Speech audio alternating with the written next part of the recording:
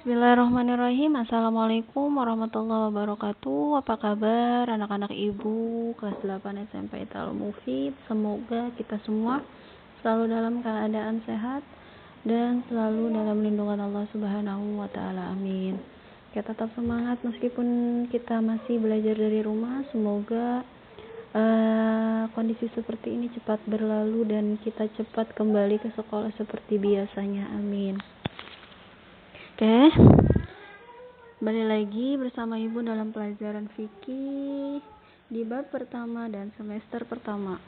Kalian buka buku paket kalian di halaman 5. Kita akan bahas tentang rasa syukur dan sujud syukur. Nah, di sini hidup terasa lebih indah jika kita bersyukur. Makanya kita harus banyak-banyak bersyukur. Oke, pertama kita akan bahas pengertian mensyukuri nikmat Allah Subhanahu wa taala. Nah, setiap muslim wajib bersyukur. Nah, hukumnya wajib ya. Wajib bersyukur kepada Allah Subhanahu wa taala atas karunia yang diterimanya. Mensyukuri nikmat Allah berarti menyatakan berterima kasih kepadanya atas anugerah yang kita terima. Nah, mensyukuri nikmat Allah Subhanahu wa taala ternyata bukan perkara yang mudah. Itulah sebabnya Allah Subhanahu wa taala berfirman dalam surat As-Saba ayat 13. Nah, di sini bunyinya Bismillahirrahmanirrahim wa qalilum min ibadiyasy syakur. Yang artinya dan sedikit sekali dari hamba-hambaku yang bersyukur.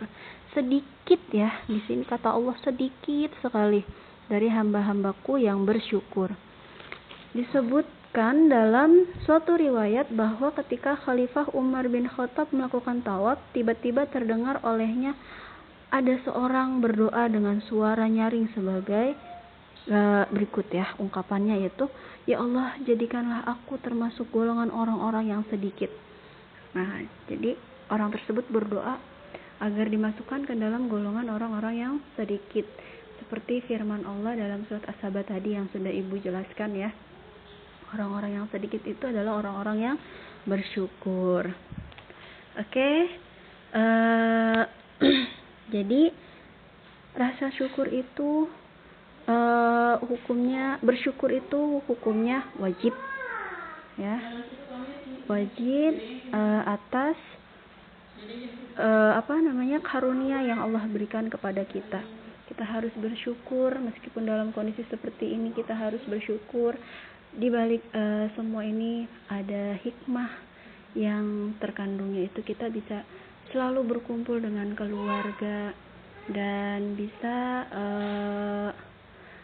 lebih menikmati waktu bersama dengan keluarga dan adik-adik di rumah. Jadi kita harus tetap semangat dan bersyukur. Oke, next ke sujud syukur. Nah, di sini sujud syukur berarti sujud yang dilakukan ketika seseorang memperoleh kenikmatan dari Allah atau telah terhindar dari bahaya dan malapetaka. Disebutkan dalam hadis yaitu dari Abu Bakar bahwa sesungguhnya Nabi Muhammad SAW apabila datang kepadanya sesuatu yang menggembirakan atau kabar suka, beliau langsung sujud untuk berterima kasih kepada Allah Subhanahu wa taala.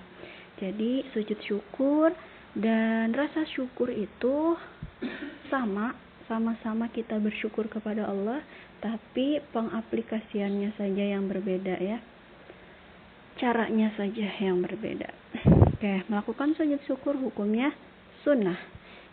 Jika tadi mensyukuri nikmat Allah Subhanahu wa taala hukumnya wajib, maka sujud syukur itu hukumnya sunnah.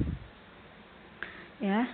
Ini hukumnya sunnah dalam rangka ungkapan rasa terima kasih seorang kepada penciptanya atas nikmat yang diterimanya atau terhindar dari sesuatu bahaya. Biasanya kita kalau dapat kabar gembira gitu kan, dapat rapot, terus kemudian dapat ranking 1, suka lupa untuk bersujud syukur. Tapi kita selalu ingat dalam hati dan lisan kita untuk mengucapkan hamdalah atau alhamdulillah. Oke, ini seperti orang-orang terdahulu atau sahabat Nabi yang melakukan sujud syukur. Nah, yang pertama ini ada Ali bin Abi Thalib. Beliau melakukan sujud syukur ketika menemukan mayat Zat Sudayyah. Di antaranya orang-orang Khawarij tewas terbunuh. Yang kedua, Ka'ab bin Malik melakukan sujud syukur ketika mendengar berita bahwa taubatnya diterima oleh Allah. Nah, kemudian yang ketiga, ketika mendengar kematian Musailamah Al-Kadzab. Siapa itu Musailamah Al-Kadzab? Yaitu nabi palsu atau Abu Bakar melakukan sujud syukur ya. Kemudian yang kedua, di sini kita akan bahas cara melakukan sujud syukur. Nah, di sini yang pertama takbir dengan niat sujud syukur, sujud sekali dengan membaca. Di sini kita bisa, kalau misalkan bacaan yang di sini kalian tidak paham atau agak sulit, bisa kalian baca subhanallah walhamdulillah wala ilaha illallah wallahu akbar. Bisa kalian baca itu ya. Kemudian takbir duduk untuk kembali dari sujud dan memberi salam. Nah, sujud syukur hanya dilakukan di luar sholat dan pelaksanaannya serta syarat rukunnya sama dengan sujud dalam sholat. Akan tetapi karena sujud syukur ini dilakukan di luar sholat, maka syarat-syarat itu tidak diperlukan. Oke, lanjut waktu melaksanakan sujud syukur. Waktunya yaitu dilakukan di luar sholat. Kemudian dilakukan ketika mendapat keuntungan atau terhindar dari mara bahaya.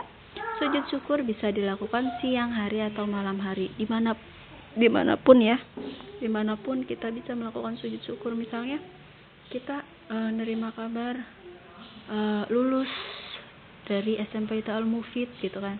Nah, ketika itu kita mendengar kabarnya di lapangan, boleh langsung di lapangan kalian niatkan untuk sujud syukur. Yang penting tempatnya bersih, bebas dari najis atau kotoran. Oke, lanjut ke syarat-syarat sujud syukur. Nah, di sini kan syaratnya yaitu suci dari segala najis, baik badan, pakaian, dan tempat. Jadi tempatnya harus bersih.